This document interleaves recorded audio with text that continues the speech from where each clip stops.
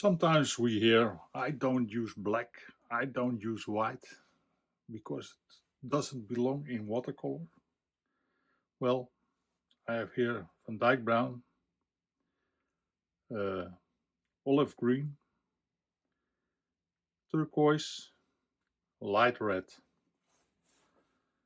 Light red doesn't contain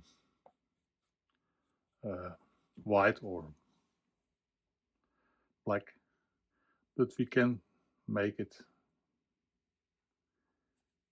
easy. This is cadmium red.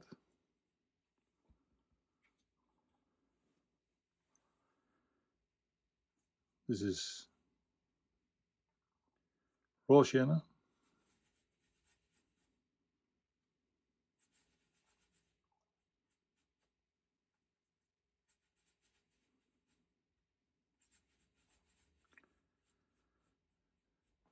And we have then a brighter light red.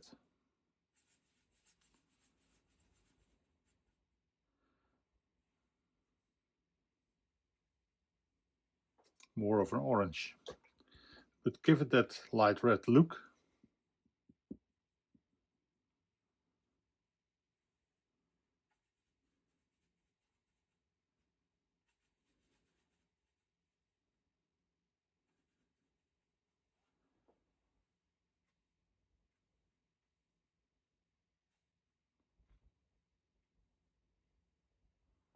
This is dry, this is wet, so it will come okay.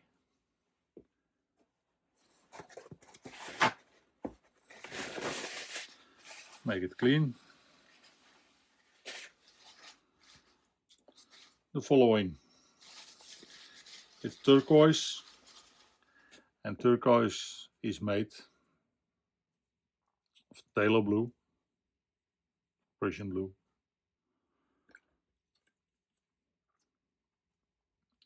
and phthalo green.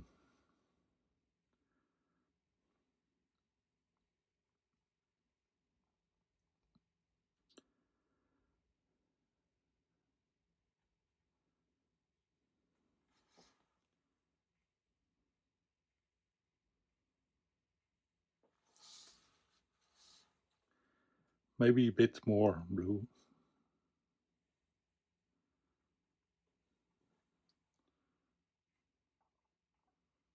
But without that, you have more variation in mixes the two in turquoise. This one contains white. And why they use white, I don't know. But a lot of artists like it.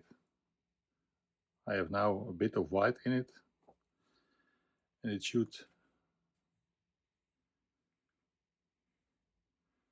more be, how do you call it, chalky, the chalky look.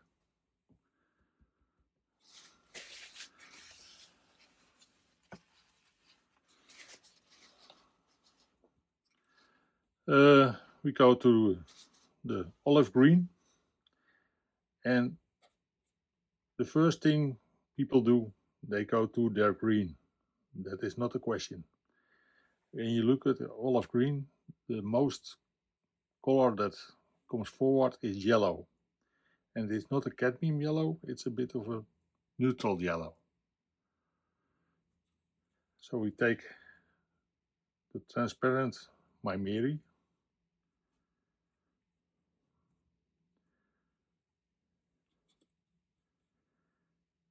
I show you, this is cadmium yellow pale, it's more vibrant, we don't need that.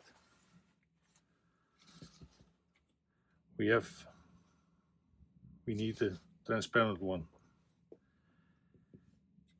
And with that one, we do a touch of blue. It's almost too much. But we don't get it. And why? Because sap green contains black, and I have here ivory black. I have here A mix from burnt sienna and ultramarine, a neutral tint, paint spray, and this is ivory black.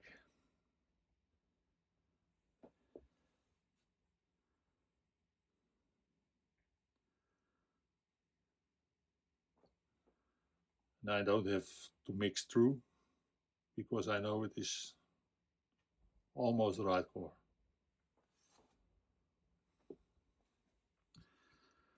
Then we have Van Dyke Brown.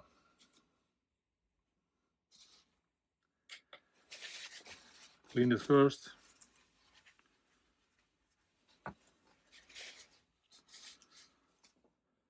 Van Dyke Brown. Well, it resembles to me as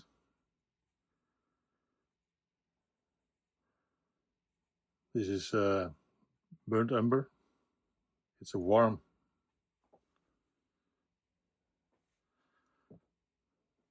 brown, but it needs a touch of black.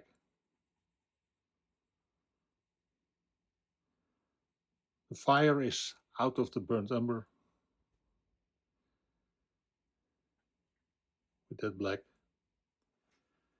We have a dyke brown. Do we add more?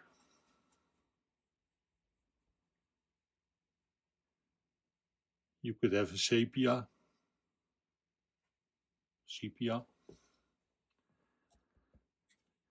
Is that too warm? You add a bit of ultramarine blue.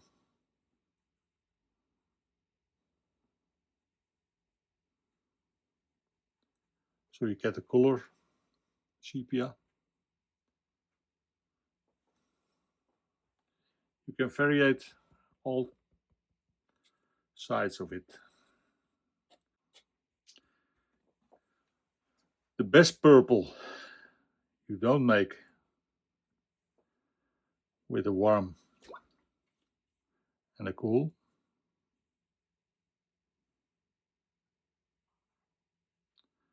You get a gray.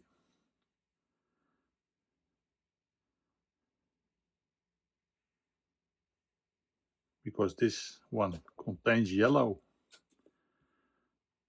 and red. And this one is very blue. This one contains blue and red. So that makes it better.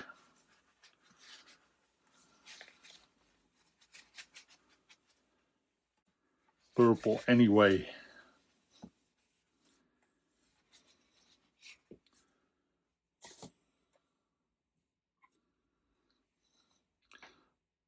What do we say? We say warm blue,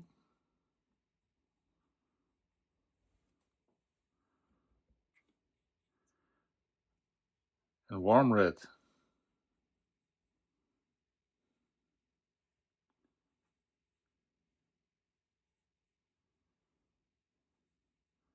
You see, the red is many times more powerful than the blue. But you get a nice purple. Great for shadows.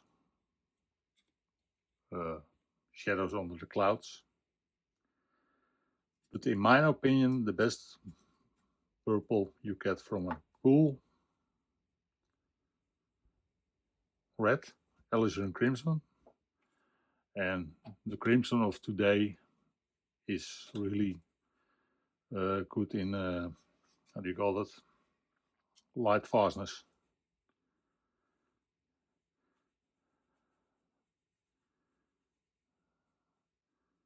See, this is a beautiful purple. Because this is blue and red, and this is only cool red.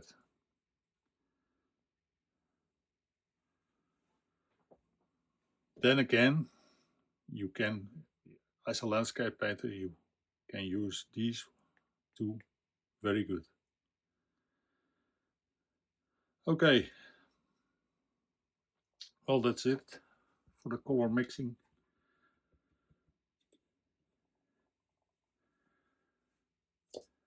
I hope you like it. Maybe I do the next time some more. Thank you.